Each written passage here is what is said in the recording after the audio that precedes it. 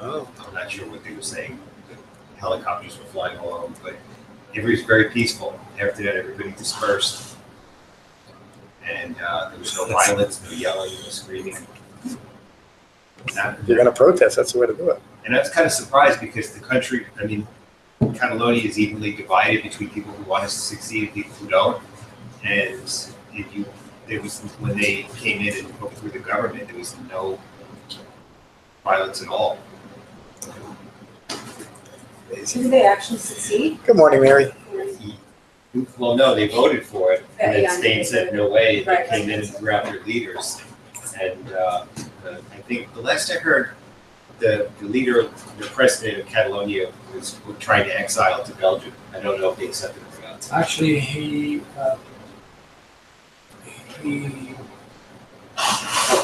gave himself over to the police from Belgium with some of his cabinet members.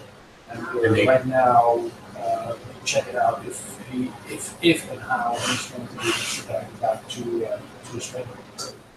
Yeah. So, good morning, everyone. Today's talk is the third of a series of 4 talks on what it means to awaken in relation to each of the 4 Noble Truths, but we'll meditate first for 30 minutes. I want to welcome Sandy to our Sangha. Welcome, Sandy. This is everyone else. We'll get to know him, I hope, over time. And Sandy does have a meditation experience, so we'll just get started.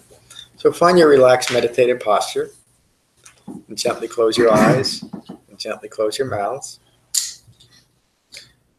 And holding your back straight, but not stiff. Your ears aligned with your shoulders, nose aligned with your navel. But holding yourself very loosely, very gently, very lovingly. Allow yourselves to settle into this room. Settle onto your seats. Settle into your bodies. And settle into your minds. Take a moment to become aware of the sensation of breathing in your body. Just get a feel for what that's like. To be mindful of your breath in your body. And while remaining mindful of your breath in your body, notice that thoughts are flowing. We're conscious beings, thoughts should be flowing. The purpose of meditation is to not be distracted by your own thoughts. So when you find that you're caught up in your thinking again, simply acknowledge that and return your mindfulness to the sensation of breathing. I'll repeat that. When you find that you're caught up in your thinking again, simply acknowledge that and return your mindfulness to the sensation of breathing. Relaxing your thoughts, remaining mindful of your breathing. And we'll meditate for 30 minutes with callbacks every 5 minutes.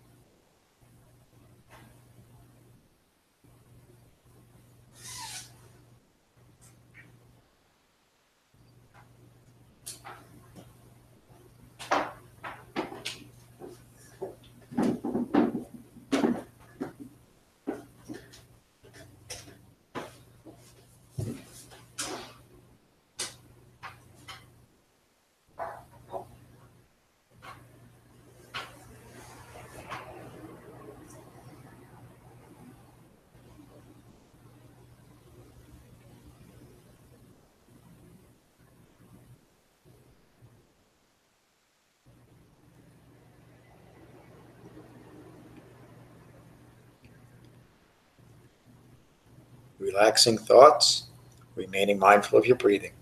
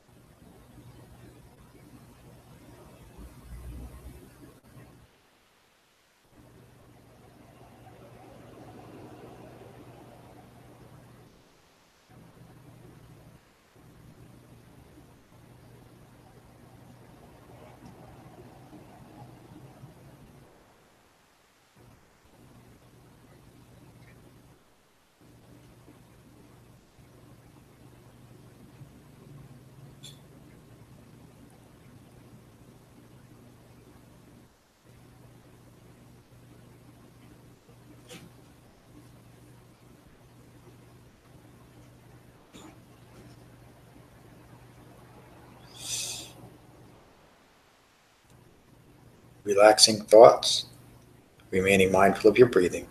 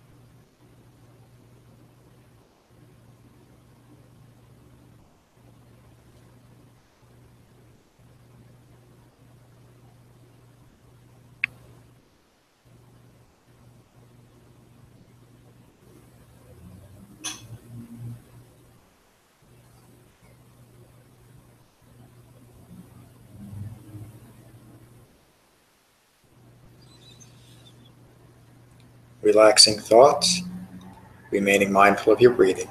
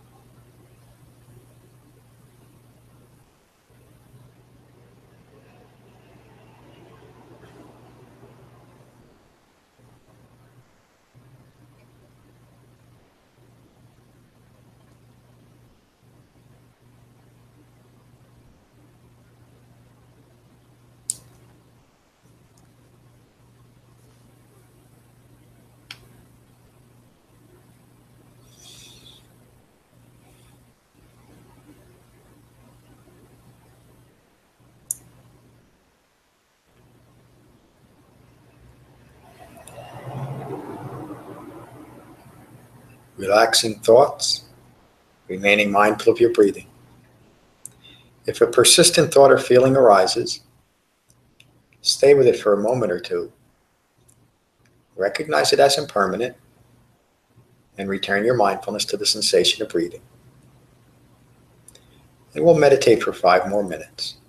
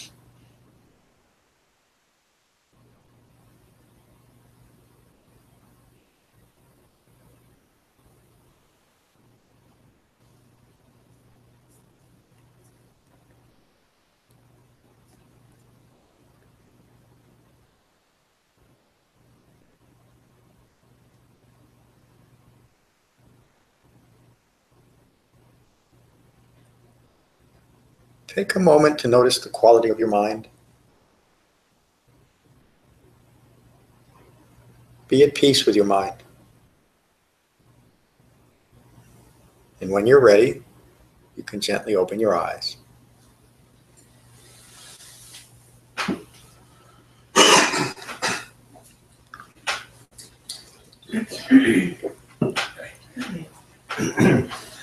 See you Tuesday. Thanks for the review. Good morning, Jen. Good morning, Diane. Good morning, everyone. Again, today's talk is the third of 4 on what it means to awaken to each of the 4 Noble Truths. I'll read what I finished with last week. The Buddha's words. When ignorance is abandoned and right understanding has arisen, one no longer clings to sensual pleasures. One no longer clings to wrong views or deluded views. One no longer clings to rules and observances.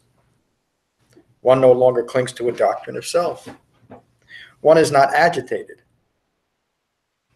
One personally attains nibbana. Nibbana means to extinguish, as to extinguish the fires of passion that would keep us creating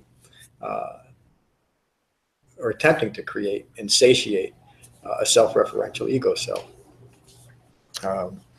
Another word for nibbana would be an awakened. Awakened human being means one who has gained full maturity, which relates right back to the beginning of understanding the true nature of life in the phenomenal world.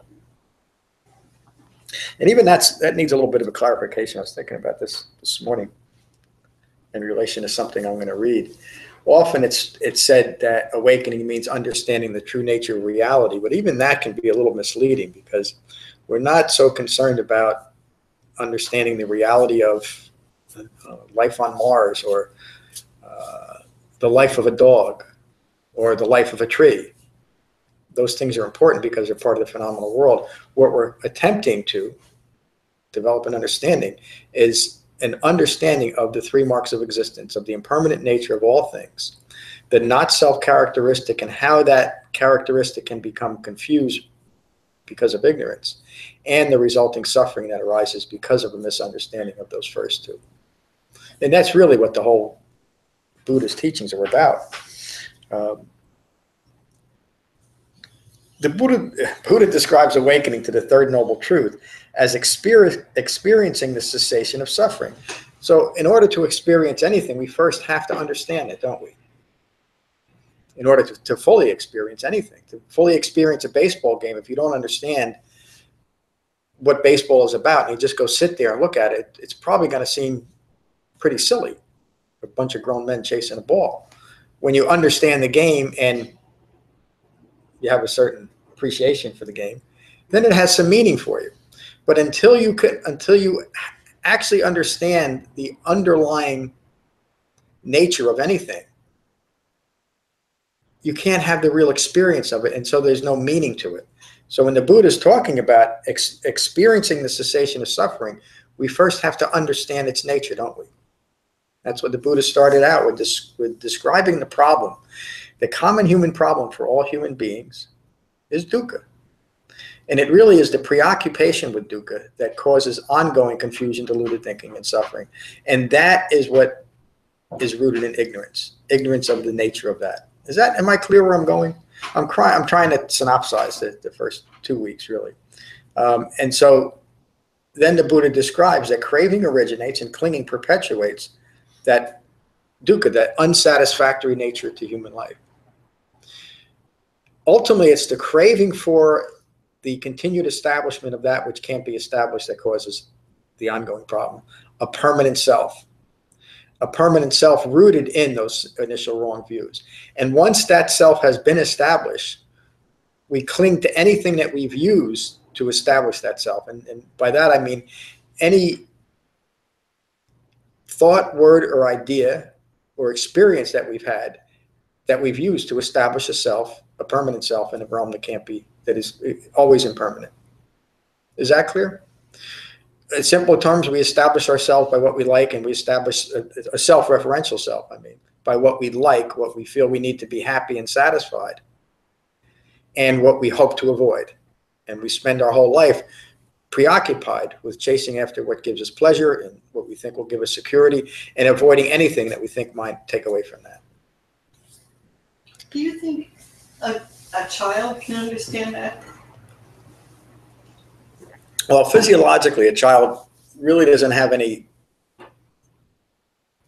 even self-referential understanding until 4, 5, 6, 7, and it starts to develop. And usually by 11 or 12, a basic understanding of this. But when I teach kids that young, I think the youngest I've had was probably 12 or 13. I don't start with any of these concepts. They don't really have a frame of reference in which to see it.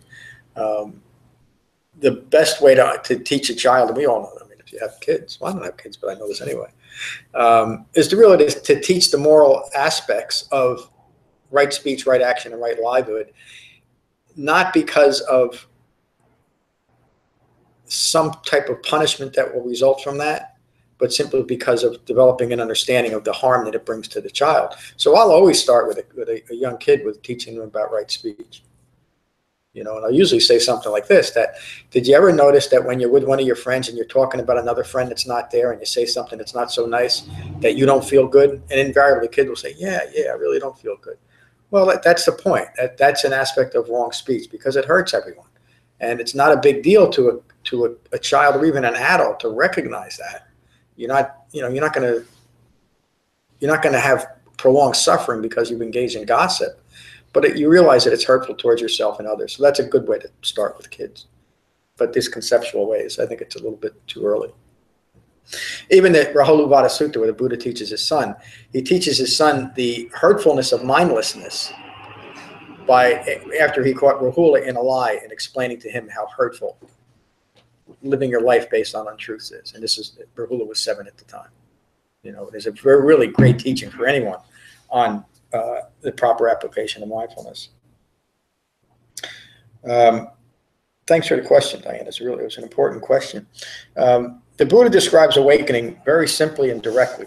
The noble truth of dukkha has been comprehended, but at a very deep and penetrating level, we understand the nature of suffering. The noble truth of the origination of dukkha has been abandoned. We've abandoned craving and clinging. That leads to the second factor of the Eightfold Path, right intention, which is the intention to recognize and abandon craving and clinging. The Buddha continues, the noble truth of the cessation of dukkha, has been experienced, and that relates to today's teaching. We've actually had the experience of it. We know it. You know, the Buddha describes that awakening mind as a mind that knows what it's experiencing now. It's no longer clouded in any way by ignorance. The Buddha continues describing awakening as the noble truth of the way of practice leading to the cessation of dukkha has been developed. The only path the Buddha taught for the 45 years of his teaching career was the Eightfold Path. And of course, he would always refer back to that path as what is necessary to develop, to awaken. I'm going to skip ahead a little bit in the article. When the first noble truth is viewed in the context as a foundation of a set of teachings whose sole purpose is to extinguish all causes of stress, all craving arising from ignorance, the end of delusion, and awakening to the true nature of existence, the statement, life is stressful, is simply an accurate, unambiguous, and completely realistic view of the condition caused by ignorance. So, for people first coming to the Buddhist teachings, and often even in modern Buddhism and in modern New Age spirituality, that statement that life is stressful is taken as, boy, the Buddha is really a negative person. He's teaching something that is only based on suffering. And of course, he's not. He's pointing out the problem so to bring awareness of our own preoccupation with trying to avoid anything that we might consider suffering. We first have to know where we are, meaning what our life experience is framed by is a mind that is reacting to dukkha constantly preoccupied with dukkha. We have to know where we are. I often make that statement that was given to me by Arnold Patton, that if you're in New York and you want to get to Chicago, but you believe you're in Los Angeles, you're not going anywhere. You simply have to know where you are. You have to know what you have to work with and where you're beginning. Life is stressful. Stress is a condition caused by ignorance. Ignorance is a lack of clear understanding. Stress is the impermanent manifestation in the phenomenal world arising from lack of wisdom. When the Buddha awakened, he awakened to dependent origination. Again, something that is wildly misunderstood and misapplied. Dependent origination simply states from ignorance of Four Noble Truths, all manner of suffering arises. So the first teaching he gave was this Four Noble Truths, so that we can awaken to an understanding of suffering, to develop wisdom where there was once ignorance. Dukkha or stress is delusion. Stress is the veil obscuring reality. Again, it's the preoccupation with dukkha that creates that veil of ignorance. So we don't even understand what's occurring in the world. We don't understand who we are. So we start creating very subtle but very powerful strategies that would ignore that initial ignorance. And much of what has developed in the world during the Buddha's time, before the Buddha's time, and certainly in the 2,600 years since his passing, is to continue to ignore ignorance. Defense mechanisms. Exactly. So, but defense mechanisms against something that's not even there. There's no substantiality, except we think that there's substance to what we've created.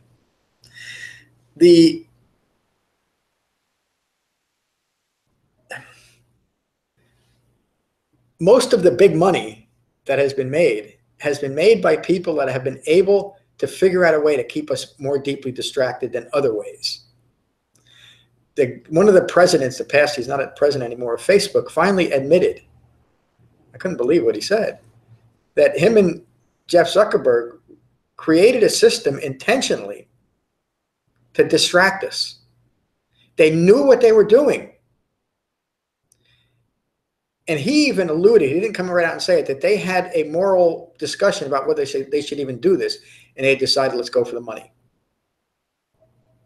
He spoke out because he was now saying the danger of this constantly engaged with social media is so damaging to children because of that preoccupation. When I think of that, when I see children or people with their face always engaged in something, it reminds me of something that I was engaged with for many years, drug addiction and alcoholism, a constant preoccupation with something. And it would not surprise me if 5 or 10 years ago, they start legislating about when you're old enough to have a smartphone. Because again, I don't want to get off on a tangent here, but it was so shocking to me that this gentleman admitted their strategy was to find a way to greatly distract human beings, and they certainly succeeded. That relates back to this, that the things that we're most enamored with, that we spend the most money on, and I'm talking about as a society, maybe not necessarily people in this room, are the things that prove the greatest distractions to us. And it's always been that way. You know, when I was growing up, we didn't have all the distractions, but we had movies. And so we go to the movies a lot, and that was a great distraction. And the people that could entertain us the most to the point of the greatest distraction are those that made the biggest bucks. I mean, isn't that true? So as a society, we've created a world that is based on satiating that desire for constant distraction, and it works very well. When the Buddha talks about awakening, when I talk about awakening, it's in relation to disentangling ourselves from all those things that we're attached to in the outer world. And again, I don't want to sound like I'm a Luddite. You should never be on your telephone. You should never use Facebook or Twitter. You shouldn't use a computer. I'm using all those things right now, but use them with wisdom and discernment. Practice restraint. Continual reaction to dukkha, to stress, perpetuates and deepens ignorance. Continual reaction to stress further conditions conditioned mind. We just get caught up in that feedback loop that we talk about often, of self-referential views bouncing off of that conditioned need for constant engagement. Integrating the Eightfold Path into one's life directs our minds from the continual pursuit of pleasure and stress relief to experiencing the reality hidden by the veil of stress. The simple act of meditation within the proper framework of the Eightfold Path used appropriately, meaning for deepening concentration and for no other reason, immediately begins to interrupt that process of constant engagement with the outer world. And that outer world is playing out in this story that we're telling ourselves continually. One thought leading to the next thought to the next thought. Is that clear? So that's the reason why the Buddha taught meditation, for deepening concentration, to interrupt that conditioned thinking. But then we need the broader framework of the Eightfold Path to finally bring that process to cessation. Integrating the Eightfold, I read that already, excuse me. Even spiritual pursuits of the elimination of stress can itself obscure reality. In other words, if we're engaging in spiritual practices for another escape from the reality of what's occurring, or, and this is really kind of the same thing, or to fix what we think is a broken self, only reinforces those views. So we're not here to fix a broken self. We're simply to recognize ignorance and empty ourselves of that ignorance. That's the whole purpose of the Eightfold Path. Because anything else is putting energy into something which is, as the Buddha describes, like foam on the ocean. There's nothing broken. It's just a level of ignorance that we need to be aware of. The Buddha asks this question and then describes the third noble truth. What is the noble truth of the cessation of suffering? It is the complete cessation of that very craving, giving it up, relinquishing it, abandoning it, liberating oneself from that very craving. And we're talking now not so much about craving for chocolate cake or the next wonderful conversation or a great meal or the perfect round of golf or anything else, although those are the distractions along the way. What we're talking about is abandoning the craving that would establish a self-referential ego self in this moment and as life occurs. To recognize those views that are rooted in ignorance, that would create that craving in the first place. Remember, in dependent origination, the sixth factor is craving leads to clinging and clinging and maintaining. In other words, craving is the requisite condition for clinging and maintaining. Craving is a requisite condition that leads to clinging to the establishment of a self-referential ego self. And then in the next section of dependent origination is that leads to further becoming. And the relation to the name of the book, Becoming Buddha, Becoming Awakened, what that means is that each moment holds the potential to either become more ignorant, if what we're continuing is that ignorance, or to develop the Eightfold Path and to become awakened. That's the real choice that each moment holds for us. And that's the important thing to remember. We shouldn't get so fixated on, am I moving towards awakening in this moment? Because that itself can be a distraction. But understand that there's no such thing as the present moment. There's no such thing as a fixed point in time that we can discern. It's useful to discern. But to recognize that we are always in a process of becoming. That's a true understanding of impermanent. And that leads directly to the question, well, what am I going to become in this moment? Am I going to become more ignorant, or am I going to become awakened? If we're going to become awakened, we develop the framework of the Eightfold Path. We'll talk a little bit more about that next week. Liberating oneself from that very craving and detaching oneself from it. These are all direct actions, aren't they?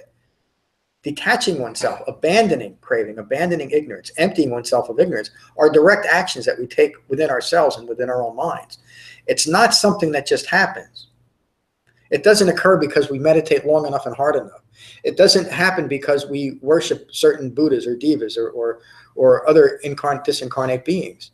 It doesn't happen because we're living perfectly moral lives, although that's important. It happens because we recognize and abandon our own ignorance.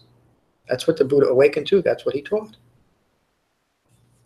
The Buddha described the three-linked characteristics of life as anicca, impermanence, dukkha, stress, and anatta, the not-self characteristic.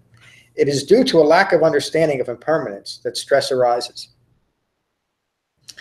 Those things that bring pleasure, safety, and security are fleeting. And because of that, attachment arises to the things that are giving us pleasure. We know that they're impermanent because we experience it. And yet, because we've created an identity over it, we're now attached to it. And so the natural arising and passing away of all phenomena, once we've created an attachment to it and an identity about it, creates stress.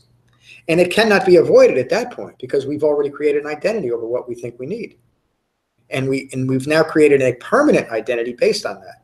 In other words, we resist even the change in those beliefs once we've created the belief. Even when we know to a great extent that those beliefs are causing us harm in some ways. It's the essence of compulsion and addiction. It continues to cause suffering in our lives, yet we'll attach ourselves. So I'm not just talking about substance abuse. We do that with just about everything. Even and maybe more so to views that we recognize create disharmony in our lives, but we'll still attach to them because we've created an identity over them. That's what really the problem, the biggest problem, what's going on in the world today. Through lack of wisdom, we get entangled in the struggle against stress. The struggle becomes part of the stress itself, and discursive thinking and behavior is the result. Stress is as impermanent as any other phenomena, and through integrating a practice whose sole purpose is to see this clearly and abandon endless craving and clinging, stress can finally be put aside. Awakening to the third noble truth is the experience of the cessation of suffering. Awakening is lifting the veil of stress that is obscuring the true nature of reality. That's the line I wanted to change. Awakening to the true nature of self is really more accurate. Awakening is true freedom from and liberation from the never-ending confusion arising from the desire that life in the phenomenal world be any different than it is. That last line, that ending the need for life to be any different than it is moment by moment, is described by the Buddha as an awakened mind, a mind that is always at peace and calm, a mind that is resting in equanimity. There's no self-referential self now left to be disturbed by anything that's occurring. That's an awakened human being. A self-referential ego self's next question usually is, well, what happens to me when I have that calm and peaceful mind? In other words, that's not enough, is it, for a self-referential ego self? A self-referential ego self always needs more. In the Kulavadala Sutta, where the nun teaches her husband Visakha the entire path to awakening, Visakha gets it and he understands that mind of calm and peace, and yet he still asks his ex-wife Dhammadinna, what's after that? It's not enough, is it, to a self-referential ego self, a mind of lasting peace and happiness. A self-referential ego self always needs something to continue to stimulate itself, to continue to establish itself in the world. The Buddha recognized that that is a view that's rooted in ignorance, that it's a never-ending quest because it's not something that can ever be achieved. Something that is rooted in ignorance can never be satisfied because it can only reflect that ignorance. But an awakened, fully mature human being who has recognized the futility of chasing after what is like foam on the ocean and takes life and finds great meaning in life as life occurs, no longer needs that life to be any different than what is occurring. An awakened mind fully understands what an unawakened mind usually gets very confused and kind of tied together: acceptance and approval. A self-referential ego self, anatta, a mind rooted in ignorance, always has those things attached, meaning it always has to approve of things before it can accept anything, which ultimately means it can't accept anything, can it? Because nothing can be fully approved because nothing is ever permanent. But as we awaken, we learn to separate those two things. And we no longer need to approve anything, and we learn to accept everything. Why? Because it's simply what's occurring. Again, referring back to that what awakening means, a full human maturity. Isn't the essence of a mature human being to accept what's occurring? Prove it, but you accept it because it's what's occurring in your life, isn't it? And yet most of us, lacking that wisdom, fight what is occurring all the time. It's not enough, or there's too much of it. Right? I mean, isn't that the essence of the troubles we create in our own minds? I need more of this or I need less of this. This experience I'm having right now is unacceptable. That's crazy, isn't it? Crazy meaning lacking wisdom. It's occurring. It has to be accepted. But again, we don't have to approve of it. Yes, Sandy? So, I mean, things are occurring and we accept them, but yet we still make choices. Oh yeah, yes. And I can tell by the comment that you have an understanding of the implication of this. But when those choices are based on true wisdom, meaning understanding the true nature of life in the world, those choices always lead to more peace and more calm. When those choices are rooted in ignorance, they usually will only continue that ignorance leading to more confusion and stress. So we don't lose, an awakened human being certainly doesn't lose the ability to choose, but they choose wisely. They choose from a view that is rooted in right view rather than wrong view. The Buddha started, the Eightfold Path begins with right view. Right view is a view that completely understands at a deep and profound level the true nature of life in the world, meaning it understands the three marks of existence. But it's such an important question. So and it leads to something. We've all made choices in the past that after we felt the consequences of them, we wish we made different choices, didn't we? There's a writer that I read many years ago. His name was Og Mandino. He was an interesting guy, wrote some pretty interesting books. During that, the spiritual success kind of book craze started way back when with U.S. Anderson and Napoleon Hill. Og Mandino was in the 80s and early 90s. You might have read The Greatest Salesman in the World. That's his famous book. He's a really good writer. He wasn't teaching Buddhism or anything like that. He wrote one book called The Choice, and the whole book was about the importance of recognizing the effects of each and every choice we make because of where those choices will lead us. So seemingly insignificant choices can have very, very significant impacts on our lives. And what Sandy was talking about, when we can begin to make our choices rooted in understanding of how things truly are, those choices continue us on that path towards awakening, towards developing a life of peace and happiness. When we make choices that are based on ignorance or deluded thinking, and I'm not saying that every one of those choices will lead to suffering, but they can only continue ignorance. That's part of karma, isn't it? It is. So the Buddha taught the Eightfold Path as a way of recognizing deluded thinking and poor choices resulting from that, and developing a way of making wise choices and leading towards awakening. Again, the Eightfold Path was taught because the Buddha understands that a mind rooted in ignorance, a deluded mind, has no way of recognizing its delusion. And think about that for a moment. A deluded mind has no way of recognizing its own delusion. It's the essence of a deluded mind.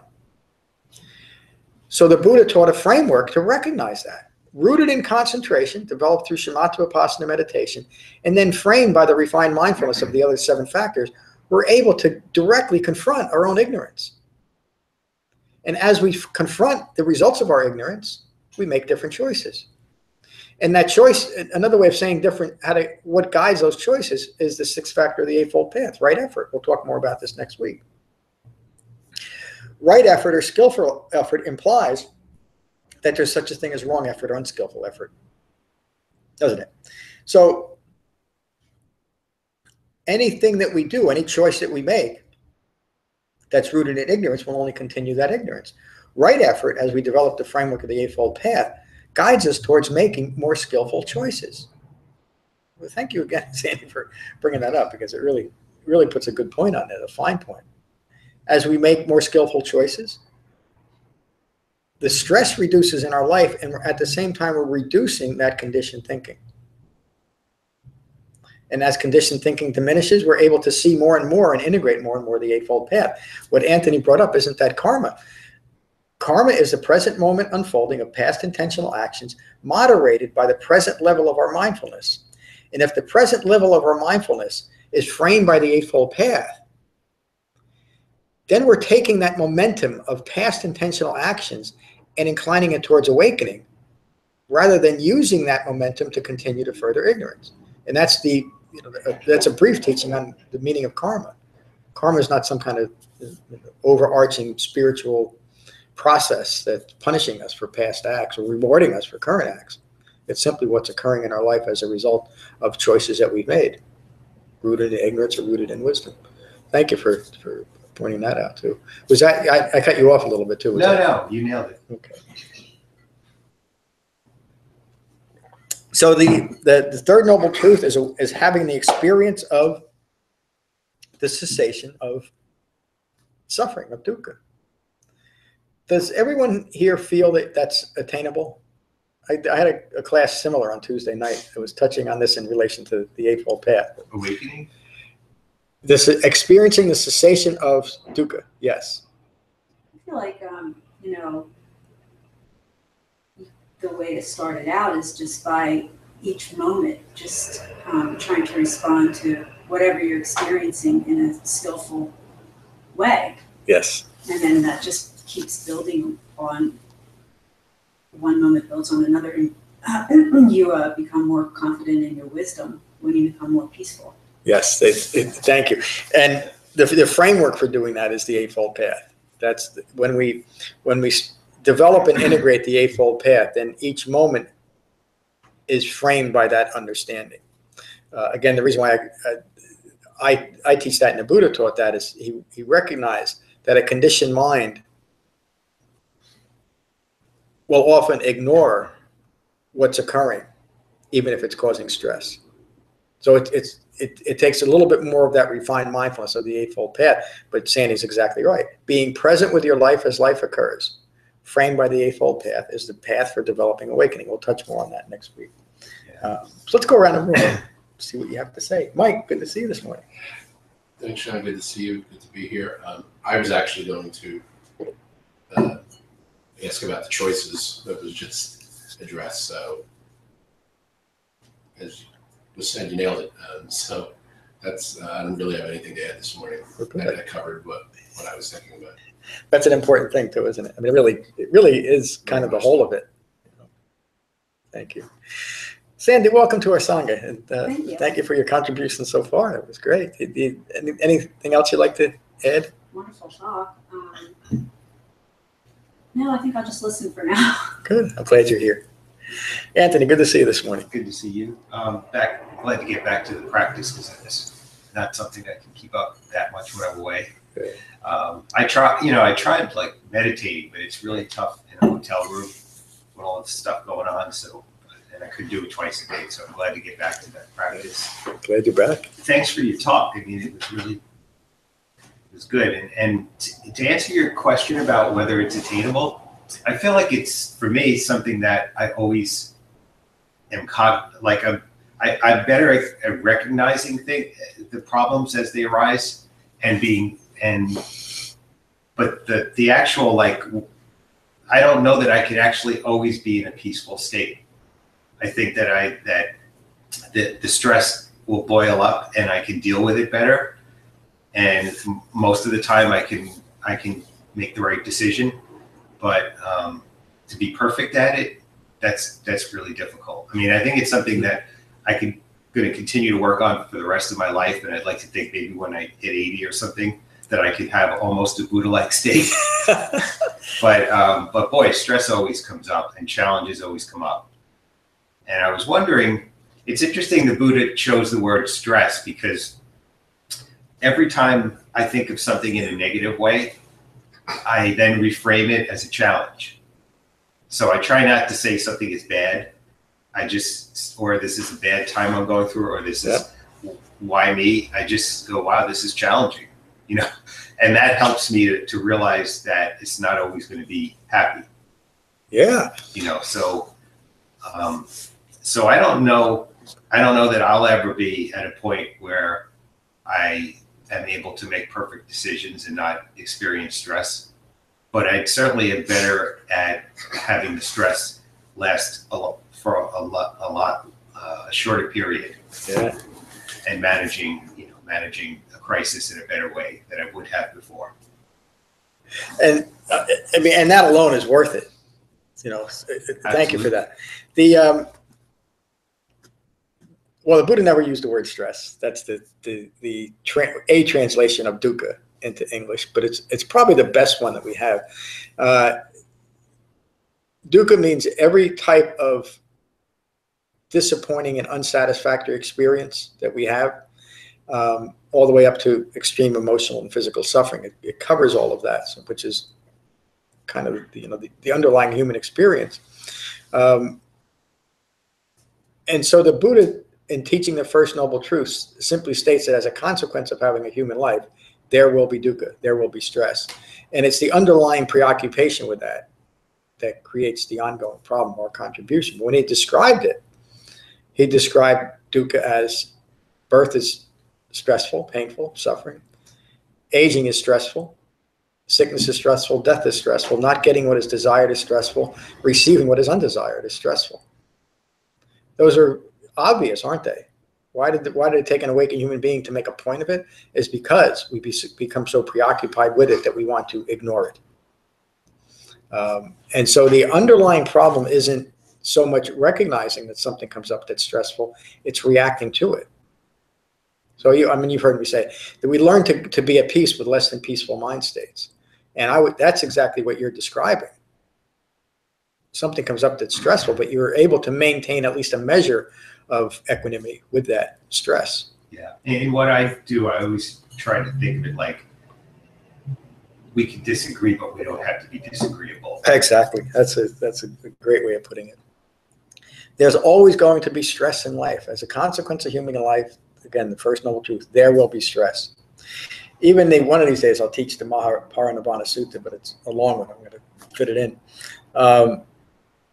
In that sutta, and there's other times in the suttas where the Buddha describes being in severe physical pain. He died because of food poisoning, and he describes the whole process in detail. That's stressful to any human being. The Buddha felt pain. He didn't become superhuman, but he didn't react to it. In fact, he knew who poisoned him accidentally. He didn't blame that person. He didn't seek revenge. In fact, he went out of his way to say, don't tell Kunda what happened, because he didn't want Kunda to feel bad. But he still suffered the physical pain of it. But he didn't react. He was able to be at peace with that less than peaceful mind and body state. And he passed in peace. So thank you. And it's important that you recognize that, or that we all recognize the practical developments of the Dhamma, in that way. So thank you. Jen, good to see you this morning. Good to see you too. Yeah, to answer your question, I feel like with the big things, sure. With the everyday little things, the moment to moment craving and clinging, it's definitely not as straightforward.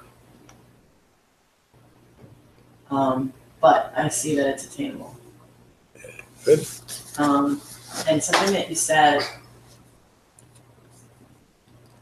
kind of clicked, because you were talking about, well,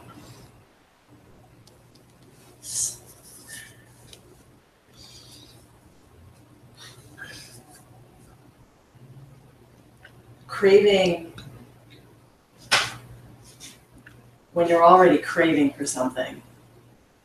Let's use your chocolate cake example. You're already craving, you've had a piece, it was delicious, it felt amazing, you want another piece, you're already attached to the outcome, or you've already clung yourself to the idea that I will be as happy if I have another piece of chocolate cake. And so noticing that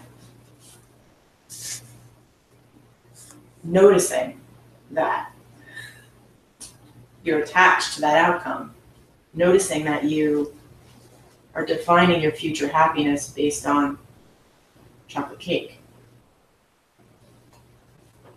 If you can do that, you can be like, oh, that's ridiculous. That's not real. It's probably gonna make me sick. But once you're craving it, you're already in there.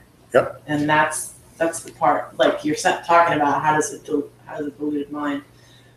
So if you can pause and just notice, wow, I'm defining my future happiness based on this. That's not real. Yeah. That something happened there, so thank you. Thank you. And it's at that point that we practice restraint, wherever it is along that line, whether it's after the first piece of cake or the second whole cake that we've eaten. Right. At some point, we have to bring in restraint. And every time we do that, no matter how far down that particular line we've gone, we're interrupting the process. And because of conditioned mind or habitual thinking, we often have to do it over and over again until it takes hold. But if you think about that mind when it's halfway through that piece of chocolate cake, has the senses have become inflamed by the great taste, and also just the satiation of taking away a little bit of hunger. A conditioned mind is already going past that moment and saying it needs more. Because in this moment, it feels good and it's doing something for me. So I need to, and because I've attached myself to that moment, I need to continue the moment indefinitely as far as I can, as long as I can. It's the essence of addiction or compulsive behavior. But we do it, again, with not just substances. We do it with just about everything. When that mind has lost control of itself. Referring back to Dhammacakkappavattana Sutta, the Buddha teaches that we gain the ability to think what we want to think when we want to think it. It's a counter to that, Sandy. I feel like we're constantly telling, our mind is like making up a story constantly. And if we can, the trick is to break it down, and to bring it back to the body, like, how's this really making me feel? What do I feel in my body at this time? Mm-hmm. And I mean, not that it's that easy to do, but I mean, that's the practice, I guess. It's an important part of the practice, recognizing the story. One of the things that in this meditation method, when we recognize that we're caught up in our thoughts and come back to the sensation of breathing, which is the essence of this meditation method, what we're doing is interrupting that story that we're always telling ourselves. And it's that story that keeps the anatta, the self-referential ego self, engaged with and thinking that it's established. So every time we can do that, recognize we're in that story, come back to the sensation of breathing, we're interrupting the story, and then off our concentration, off our cushions, we have that deepening concentration and the framework to recognize our engagement with our story off our cushion. So the story can be could be a metaphor for our own minds rooted in ignorance of Four Noble Truths. So you bring up such great points. Thank you. Diane, good to see you this morning. I'm just continuing the conversation. I call that part of me that chooses. I have a me that chooses. And I mean, it's not necessarily an I'm-making kind of a thing, but it comes in on that chocolate cake kind of thing. I've been transitioning over the last 20 years into organic eating, and anymore, when I have a chocolate cake, it doesn't taste as good as some part of my ego mind tells me it should. The same with, McDonald's fries and milkshake. I used to crave those, and lately they just have lost their taste.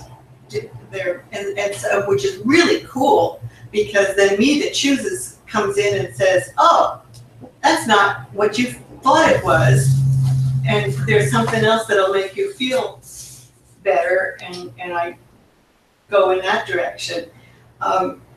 I just recently got back, well, a month ago now, got back from a 2.5-month stint in Arizona on a caregiving job. And I was able to swim while I was there, and because it was so hot, 113 degrees, and I was swimming outside, and the pool was hot and everything, my muscles and everything just, really got into swimming, and I pulled a bunch of muscles. And when I came back came back through Colorado and then to New Jersey, and the whole climate change thing, I mean, the whole experience was a test of my meditation and everything that was going on, it taught me about the people you associate with on a day-to-day basis, like live with, if you do, makes a big difference. If I'd have known this when I was 18, you know, or what marriage was about and all that kind of stuff, I was caring for a person who was very negative. Every word out of his mouth was negativity, and he was going through a tough time, but anyway, it just was a challenge. Anyway, so long story short, since I've been home, my muscles, especially in my feet, just kind of contracted. I knew that it wasn't a bone spur or anything like that, but I got in such pain that I couldn't walk, and going up and down stairs, I had to sit on the steps, and I thought maybe I'm exhausted, and I just would lay in bed. But then, and I was thinking of Buddha saying, you know, we get old age is, you know, not fun, and I was laying in bed thinking that, and I thought, well, but I have to go to the bathroom.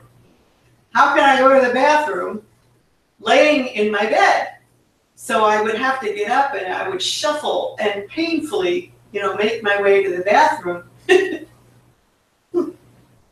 And I was thinking all these Buddhist kind of thoughts all the way, you know, of pain and all that kind of stuff.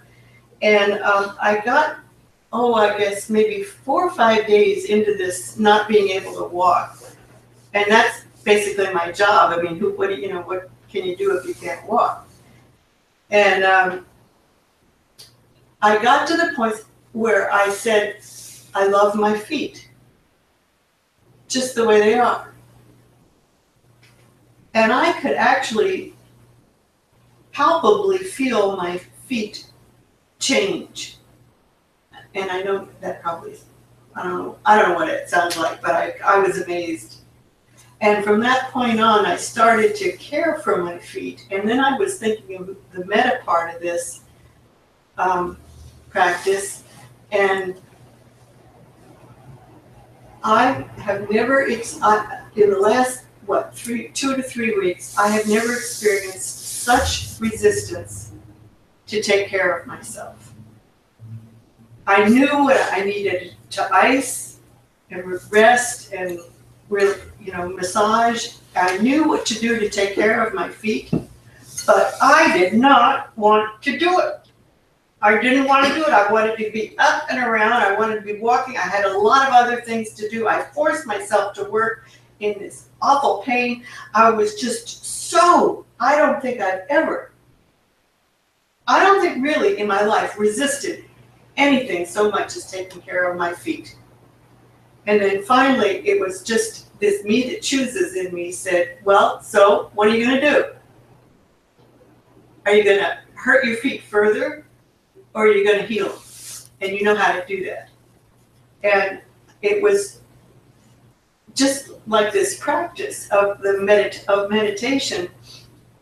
It's sometimes I just have to, pick myself up and put myself on the cushion and say, do it. And no matter what you think or want to do or anything. And it's it was not easy. It was, but the whole thing about this last 3 or 4 month experience that I've had was because of my practice of meditation, there has been an underlying piece of mind that I didn't really know was there. And it sustained me through some of the most stressful things I've ever had to do. And it's like this, that from that wellspring, whatever that is, comes this me that chose to take care of my feet, that chose to do what I needed to do. And it's just, I'm kind of in awe of when you read that, meditation is about getting to know your own mind. I mean, it's like, I thought it was only that part of me that wanted the milkshake and fries. There's another part that I've completely ignored, and it's there. Thank you, Diane. You described so beautifully that when you get caught up in all these different troubled mind states, that there's always this, when you have engaged in right effort, there's that underlying peace that you can always take refuge in. And that's really what sustains us during the process of awakening. You know, that the idea of taking refuge in the Buddha, the Dhamma, and the Sangha is so important to keep in mind, because it is a true refuge, whether it's 20 minutes twice a day on our cushion, or the developing mindfulness of being able to remain at peace with less than peaceful mind states. That's what keeps us going. Thank you. Mary, good to see you this morning. How are you? Here, I mean, for me, the biggest takeaway is making myself realize that I can't change what's going on at the moment, that it's going on, and and I know when I think back on when I'm more peaceful and calm and content, it's because I'm just going with the flow, not that I like it, aka listening to the news, and not feeling the need, I've got to change this. This is what is occurring, and you can change it by living your life differently and making choices when you vote, but you can't change what is going on at this very moment. It is what's happening, and that's that. It's hard to hold on to that all the time, but at least the spark is there. Yeah, thank you. And so you're learning at a very profound level, integrating at a very profound level, the understanding that you don't need to approve of something, but you can accept it. Yeah. And for the most realistic of reasons, you accept it because it's what's occurring. And then you can take mindful choices and mindful actions that may have a useful impact, rather than reacting to something because it has to be different. This can't be. Well, it is. So, thank you. I'm glad you're here this morning. Tom, good to see you. It's been a little while. Yeah, it has been. To answer the question of, I believe in the cessation of dukkha and following the Eightfold Path will lead to that. I've definitely experienced that by coming here and by meditation and or at least down that path. And so that, I'm glad to be back here. But it's in every, I don't think of it as I'm trying to think of it in the middle road as opposed to a perfection every day. And I definitely struggle with perfectionism and thinking I have to be perfect at everything, and understanding that I'm human and I'm not perfect, and that kind of comes in with the practice as well. Oh yeah. And one of the first things you told me was have compassion for myself, and so there's that balance between putting that right effort in, but having compassion when you just don't have time to meditate or whatever. But it's been there the whole time since I started coming here, and the meditation has more or less. Sometimes it's more, sometimes it's less. It's kind of interesting as far, I was thinking about, I always love this story, the 2 arrows. Yeah, Shamatha-Vipassana Sutta. And, it's interesting how my level of dukkha, whether it's both arrows in life, as that level of, as my stress levels go up, my meditation goes down.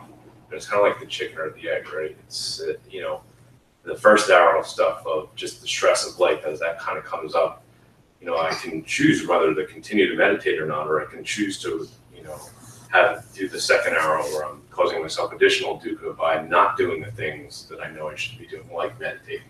Mm-hmm. And when I was able to meditate and continue the practice and come here on Saturdays or whatever other day,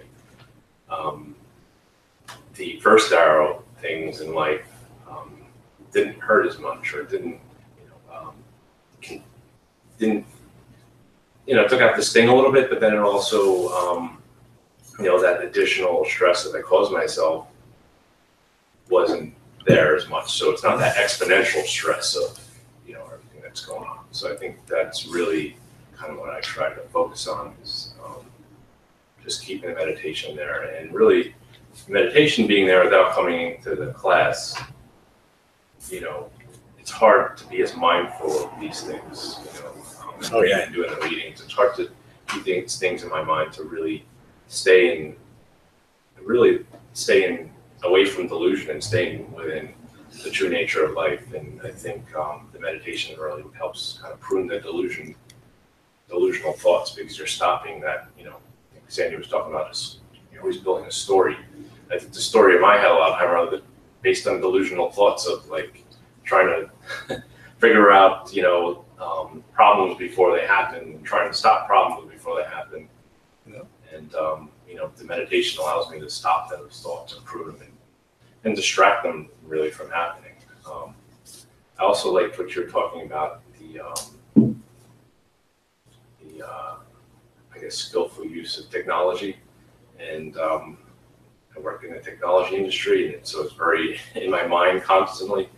And I think it's something that technology is moving so quickly, and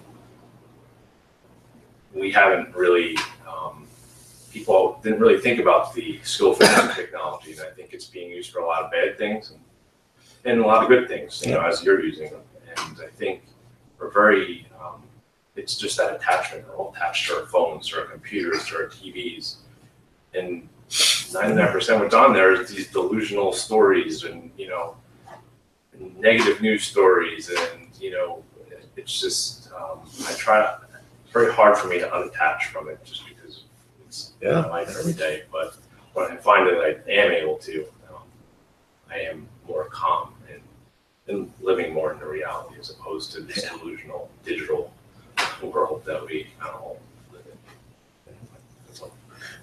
Thank you. So you said a lot, Tom. The idea that I need to be perfect, even as it applies to Dhamma practice, I have to get it, just even, that's rooted in ignorance, isn't it? It's a self-referential view. I got to do this just right. And it's also an extreme view. So the Buddha taught an Eightfold Path as the middle way between all those type of extreme views. The sixth factor, the second time I mentioned it, I'll talk more about it next week, right effort, implies that we just need to be mindful of the effort necessary to develop it. We need to meditate. If we want to gain the benefits of a practice rooted in meditation, it makes sense we have to meditate a little bit and develop the broader understanding of what he taught, the Eightfold Path. I asked that, when you mentioned about the benefits of meditating with part of the Sangha, very, very few people can develop awakening without the benefit of a Sangha, meaning they could be, and I know this from direct experience in many, many people that I've talked to that have an isolated meditation practice, and it's just nearly impossible. In fact, the Buddha said that it is impossible. You need to be part of a Sangha. Because of because of technology, I have students online that are in isolated parts of the world, and they don't have the benefit of a Sangha, and they use this. They're able to access through technology and feel like they're a part of our Sangha, at least in a little way. I think there's 4 or 5 people that have taken this class with us today.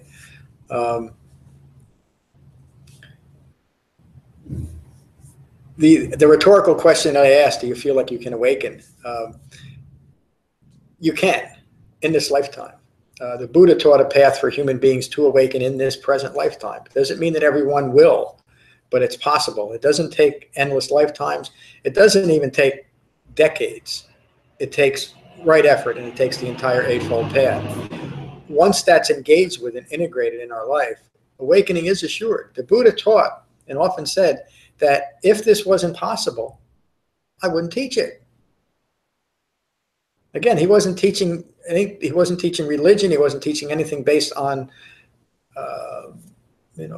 anything outside of ourselves. He taught something that we can develop through our own right effort. The Buddha described himself, post his awakening, as a rightly self-awakened one, meaning that he did it.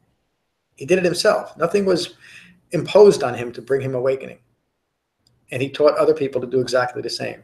If it wasn't possible, I would not teach it. Any questions about today's talk on this? So next week we'll conclude this series of talks. Our Dana dinner is coming up a week from Tuesday. Info on the website, but please come. Our Dana dinner is a community dinner we have every year here in town at Love and Oven. Our Sangha, our entire Sangha is here, family, friends, the community. It's open to everyone, so there's info on the website. I hope you can come. Take care, Mary. Good to see you. Hope to see you next week. So we'll finish with Metta, the Buddha's words on Metta. So find your relaxed meditative posture.